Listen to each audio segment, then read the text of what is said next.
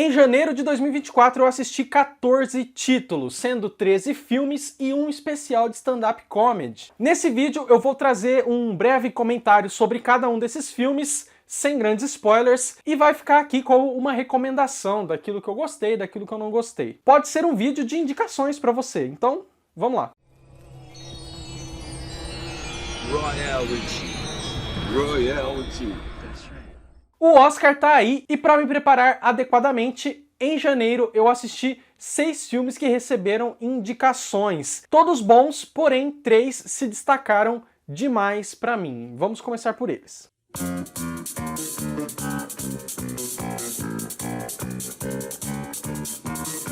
Assassinos da Lua das Flores, do mestre Martin Scorsese. Eu adorei, eu acho que o filme aponta pro lado que deveria apontar mesmo. Ele é baseado num livro sobre uma das primeiras investigações do FBI, mas o filme não lida com essa investigação de maneira aprofundada. Os investigadores aparecem só ali no último ato.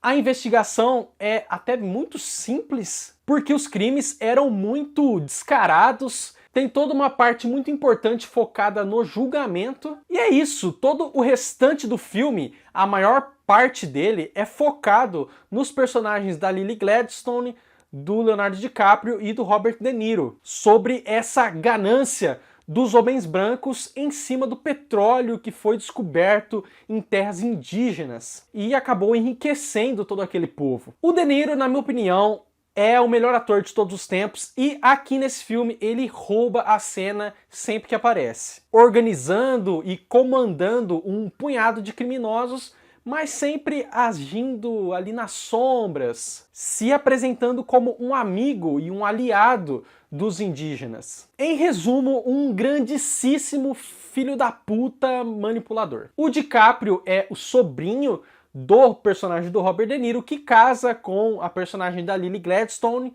pensando primeiramente ali na herança, na riqueza, mas a gente também tem indícios de que talvez ele goste realmente da esposa. E essa dúvida fica com o espectador até ali nos minutos finais do filme. A Lily Gladstone faz a principal vítima de toda essa história. Ela vê os membros da sua família, os membros da sua comunidade morrendo um após o outro. E tem uma cena dela que eu acho incrível, que é aquela onde ela tá andando com o personagem do DiCaprio numa estação de trem. Aí a cena ela é em câmera lenta, né? E vai mostrando os olhares das pessoas brancas ali para ela e o olhar dela para essas pessoas. Um olhar de ódio que ela retribui para todos eles, e tem uma narração da personagem em off que vai dizendo o seguinte, ó: o mal cerca meu coração. Muitas vezes eu choro, e este mal que rodeia meu coração sai pelos olhos. Fecho meu coração e guardo lá dentro o que há de bom, mas o ódio aparece e diz que eu deveria matar os brancos que assassinaram minha família. Incrível. E a sequência final do filme, que eu não vou contar o que é para não dar spoilers, mas fecha a obra com chave de ouro. Quando você entende qual a intenção do Scorsese com aquelas últimas cenas, você desmonta. Assassinos da Lua das Flores, um filmaço, assista porque vale muito a pena, nota 10.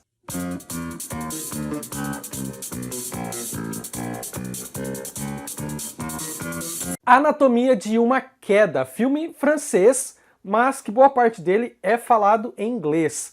O marido de uma escritora de livros morre, recai uma suspeita sobre ela, e então um julgamento começa. Na superfície, a gente tem um clássico filme de matou ou não matou, onde a gente fica em dúvida se a morte do cara foi um acidente ou não, mas além dessa primeira camada, o filme também lida com outros temas muito mais interessantes até, como relacionamento, filhos, responsabilidades, aspirações pessoais, realização profissional, desejos extraconjugais, por aí vai. O filho desse casal, que é um menino de 12 anos, está no centro desse turbilhão e é trágico perceber durante o filme que a percepção idealizada que ele tem sobre os pais vai se desmoronando na frente de um monte de gente que tá ali unicamente para julgar. É algo que todo mundo passa, eventualmente o véu da inocência infantil, ele cai para todo mundo. E eu acho incrível que Anatomia de uma Queda consegue trazer esse tipo de sentimento de uma forma tão crua e tão honesta para o filme. Filmaço, nota 10.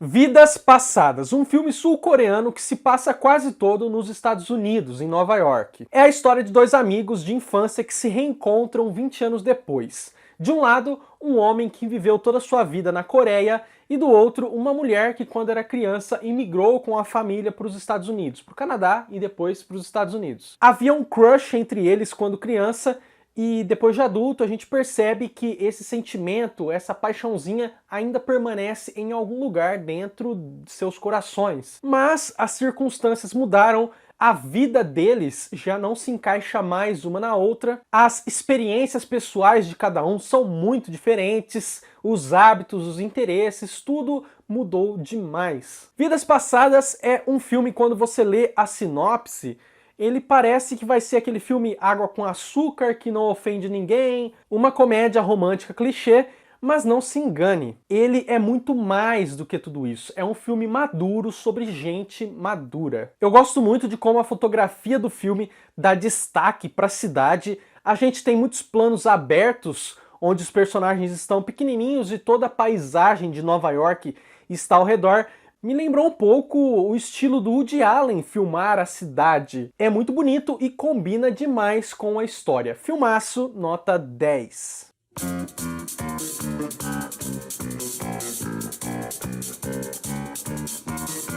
Barbie.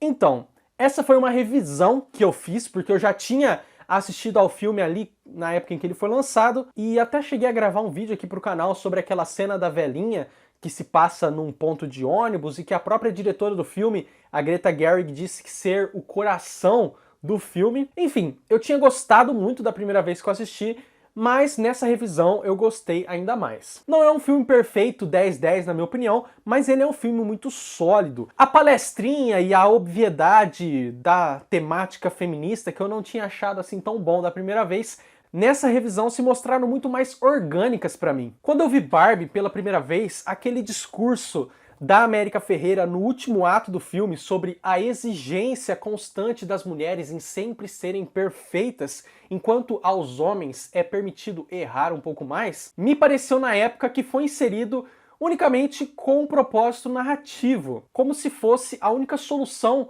que os roteiristas tinham encontrado para fazer a história andar. Eles precisavam trazer a consciência das Barbies de volta. Mas agora, nessa segunda vez que eu assisti, me pareceu muito menos forçado e mais como uma consequência natural da temática que é inserida lá na primeira cena do filme, onde a gente vê a Barbie como esse monolito do 2001, Uma Odisseia no Espaço, um objeto externo colocado no meio das meninas e que trouxe a elas uma mudança de comportamento, uma iluminação, algo que impulsionou uma revolução na maneira de se pensar o feminino dentro da sociedade. Pelo menos foi essa a interpretação que eu tive ali daquela primeira cena. Eu acho, inclusive, brilhante o filme começar com essa alusão ao filme do Kubrick, que eu adoro. Eu ainda acho o filme um pouco marqueteiro demais, algo que infelizmente não teria como fugir, tendo em vista que a Mattel, que é a dona da marca, foi uma das principais financiadoras do filme, mas tirando isso de lado,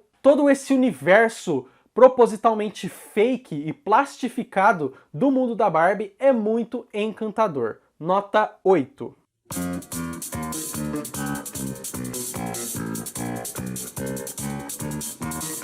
Homem-Aranha através do Aranhaverso. Bom, eu preciso começar dizendo que eu gosto do primeiro filme, mas não ao ponto de colocá-lo como o melhor filme do Homem-Aranha já feito e uma das melhores animações já produzidas. Afirmações que muita gente diz quando se refere ao Homem-Aranha no Aranhaverso. Porém, obviamente eu concordo que o filme foge do óbvio e da mesmice que as animações entraram nessa era do digital. Então, ele não é uma animação 2D, Tampouco é uma animação estilo Pixar e muito menos uma animação que busca trazer um visual fotorrealista. Tem um pouco de tudo e o que mais impressiona no visual é o estilo quadrinesco dele. Mas, antes de mais nada, o primeiro filme tem algo que eu acho que falta um pouco aqui nesse segundo filme, que é um carisma enorme dos personagens. E tem outra coisa que o primeiro filme tem como um trunfo,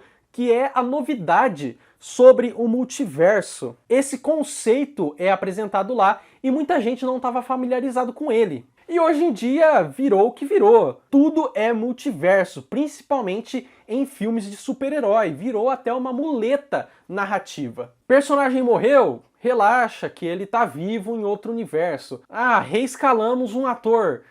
Fica tranquilo, é que ele veio de um outro universo. Enfim, através do Aranhaverso precisa lidar com tudo isso. Uma super exploração do multiverso e um primeiro filme que foi muito inovador em termos técnicos e que tinha personagens muito queridos. E eu acho que ele não consegue alcançar o potencial que se esperava. É um filme, obviamente, de transição que fica enrolando propositalmente para resolver a sua história num terceiro filme, um filme que desenvolve a Gwen Stacy, mas estaciona o Miles Morales. Os personagens, eles ficam externando os seus sentimentos em todo momento, mesmo quando já é óbvio o que aquele personagem está sentindo, está pensando. Fora que ele é todo visualmente surtado. Eu acho interessante quando você vai de um universo para o outro, você tem uma mudança visual clara, mas para mim não faz sentido nenhum ficar mudando as cores do cenário dentro de uma mesma cena. Aquela última cena da Gwen Stacy com seu pai, por exemplo, que se passa dentro do quarto dela, fica toda hora mudando o cenário. Para mim é só show-off e distração. Fica muito difícil sentar e curtir o filme quando você tem tanto estímulo visual. É um filme descartável? Claro que não. Mas eu não tenho vontade de rever. Nota 7.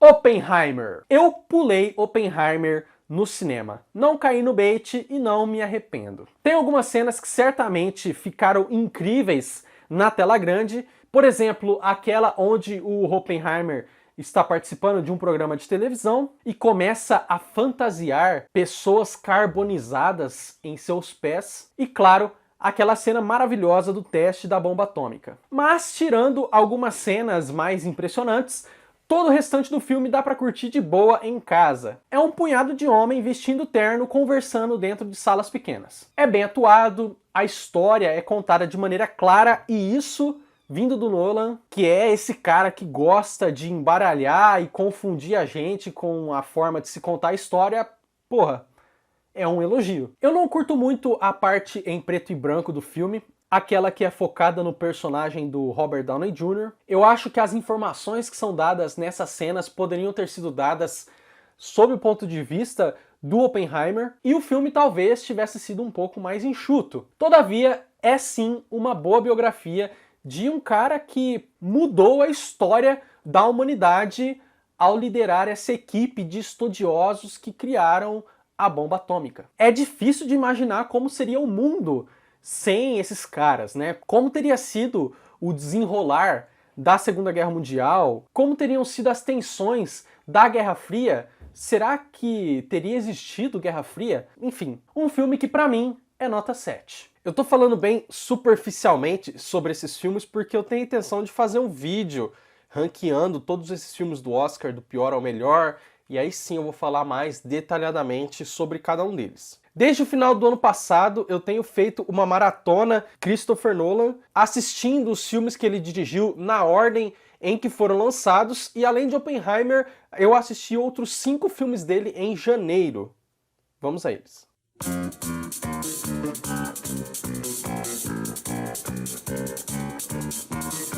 A Origem, filme de 2010. Eu já não curtia tanto e nessa revisão eu mantive a minha opinião. Muito se fala sobre a genialidade da trama e da inventividade das cenas de ação, mas, cara, o plot até pode ser bem interessante, e criativo implantar uma ideia no subconsciente do cidadão através de um sonho dentro de um sonho, mas a execução disso é em alguns momentos maçante, em outros momentos confusa. É maçante em toda aquela parte do planejamento dos sonhos com um blá blá blá interminável sobre as regras estabelecidas e os objetivos traçados, e é confuso lá no terceiro ato, quando ele quebra as próprias regras que estabeleceu, inserindo um novo nível de sonho que não estava planejado, e justamente por não estar planejado, não seria possível de ser realizado conforme as regras que ele mesmo apresentou. As cenas de ação também não tem nada demais, elas são curtas, e tirando aquela do corredor que gira, são bem padrão. Um filme cinza, visualmente sem graça, uma oportunidade desperdiçada, quando a gente poderia ter cenas de ação dentro dos sonhos muito mais interessantes, muito mais criativas e belas. Não é ruim, mas também fica longe dos melhores filmes do Nolan, nota 6.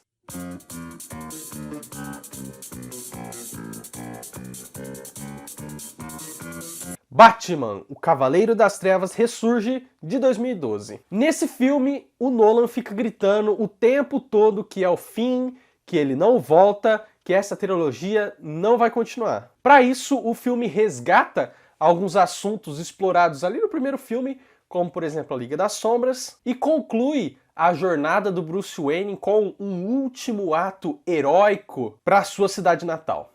Só que não. Tem um plot twist no final, tem um gancho que poderia ter sido utilizado pela Warner para continuar contando histórias dentro desse universo super-heróico, pseudo-pé no chão do Nolan, mas que acabou não sendo aproveitado. Eu gosto do filme, de uma maneira geral, eu acho que ele tem boas ideias, eu acho que ele tem cenas muito boas, mas falta urgência. O plano do vilão precisa de meses para ser concluído. Alguns clichês aparecem, como a superação improvável do herói, a ladra que colabora para o bem maior, a vilã que tem como motivação uma vingança pessoal, mas pra mim o que é pior é o clímax de policiais versus mercenários, enquanto tá tendo um Batman versus Bane durante o dia. Não combina com Batman, a cena de luta deles ali no esgoto, no meio do filme, é muito mais impactante. Enfim, de uma maneira geral, eu não gosto do terceiro ato, eu não gosto do plot twist no final, mas Batman, o Cavaleiro das Trevas ressurge, é bom o suficiente para ganhar uma nota 7.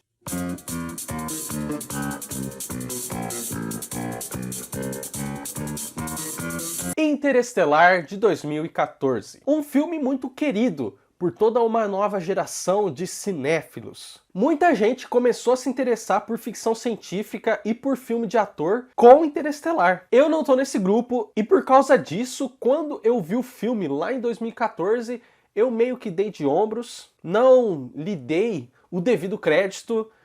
Em outras palavras, eu fui ver de má vontade. Era o filme hypado daquele ano e eu, um jovem besta, assisti procurando por defeitos. Mas nessa revisão que eu fiz no mês passado, eu fui de coração aberto e me surpreendi demais. É o filme com mais coração na filmografia de Nolan. Existem sentimentos reais aqui, como o amor, abandono, frustração, esperança, remorso. A exploração espacial, a curiosidade pelo desconhecido existe também, mas eu vejo esses temas como secundários. Como se fosse uma consequência natural da motivação do protagonista, que é salvar o mundo para garantir o futuro da sua família. Eu preciso dizer também que a trilha sonora do Hans Zimmer para Interestelar é transcendental. Ela te leva nessa jornada pelo espaço, um trabalho de composição incrível. Um grande filme, entrou no meu top 3 melhores filmes do Nolan, nota 8.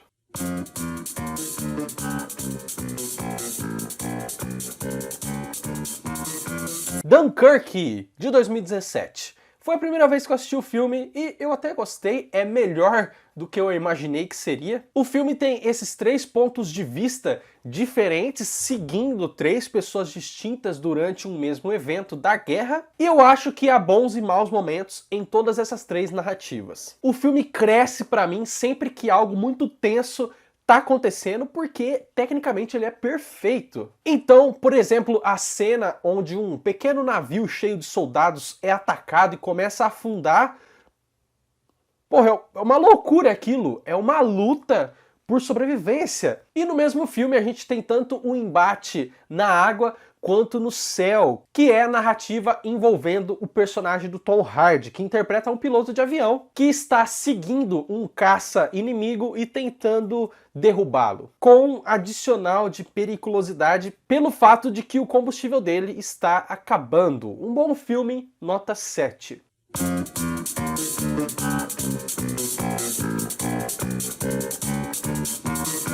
Tenet, de 2020. Caraca, esse filme é ruim. Foi a primeira vez que eu assisti e eu fui preparado, vi dublado em português, com a cabeça sã, porque eu sabia que seria confuso. Alguns diriam complexo. Mas então, poderia ter sido o Matrix do Nolan. Vamos ser honestos. É um filme com um conceito que ainda não tinha sido apresentado no cinema, de uma máquina futurista que consegue fazer o tempo andar para trás, e um grupo de pessoas lutando com coreografias absurdamente fodas para evitar que essa arma caia em mãos erradas. Mas não, nada disso se conclui. A trama não é contada de uma maneira minimamente entendível. A primeira hora do filme a gente fica completamente no escuro, e quando as respostas começam a ser dadas, a gente meio que percebe que é até simples. Não havia necessidade de tanta complicação. Mas o que eu acho pior de tudo são os personagens. O único que eu entendi aqui foi o vilão, a motivação dele é muito clara, e o Kenneth Branagh entrega uma atuação canastrona que combina demais com esse vilão tipicamente megalomaníaco de James Bond. Mas os demais personagens, nossa, é horrível. A gente termina o filme sem entender qual é a do protagonista. Quem é esse cara, afinal? O Robert Pattinson tá no auge do sex appeal. Quem gosta de homem fica molhado, quem não gosta de homem fica com inveja. Tem uma cena de Tenet lá no final, antes da última missão, onde o Tom Hardy tá passando as últimas instruções pros personagens ali, falando o que os soldados têm que fazer e tal. E aí alguém levanta a mão, faz uma pergunta, o Tom Hardy tira a dúvida do cidadão de maneira ríspida e diz: mais alguém tem alguma pergunta estúpida? Putz, é a representação perfeita do Nolan nesse filme. Totalmente na defensiva, dizendo para não o questionarem, só senta aí, assiste o filme, veja como ele é uma obra-prima. Só que não. Nota 3. Assim como os filmes do Oscar, agora que eu zerei a filmografia do Nolan, eu pretendo fazer um vídeo classificando todos os filmes do pior ao melhor. E aí, nesse outro vídeo, eu pretendo fazer uns comentários um pouco mais abrangentes sobre cada um desses filmes. Além de Nolan e dos filmes do Oscar, eu assisti outros 3 filmes. Vamos a eles.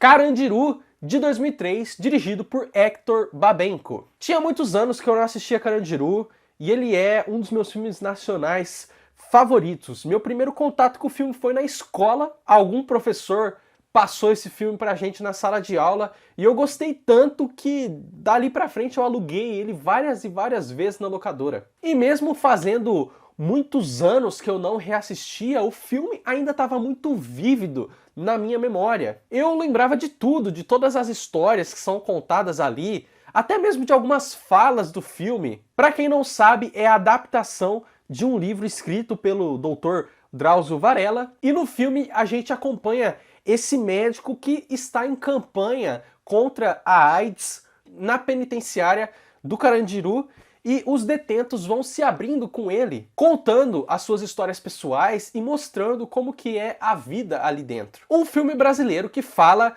sobre a realidade de uma parcela do povo brasileiro, uma aula de sociologia. Ele ainda conta com um clímax muito poderoso e um final muito chocante. Nota 10.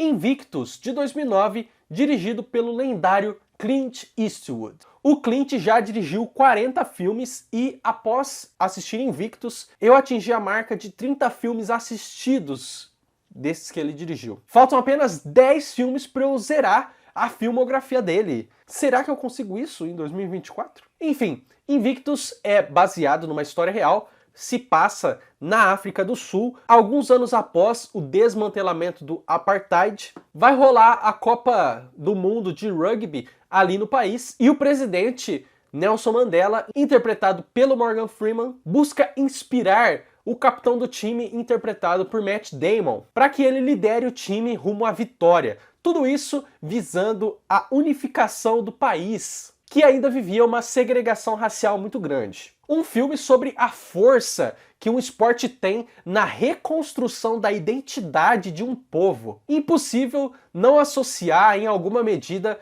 com a própria história do Brasil de algumas décadas atrás, de figuras como o Pelé, por exemplo, que acabam se tornando unânimes entre as pessoas. Pessoas que abraçam os mitos, abraçam o que esses famosos representam, sejam eles esportistas, músicos, até mesmo políticos. Apesar de ser uma história real, o longa me pareceu um filme clichê de esporte. Eu achei que faltou um pouco de drama, faltou um pouco mais de conflito, faltou sujar um pouco as mãos. Existe sim tensão racial sendo representada, mas eu acho que o filme poderia ter ido um pouco mais fundo nesse tema. Clint Eastwood quase nunca erra, mas aqui ele deixa a desejar. Na minha opinião, nota 5.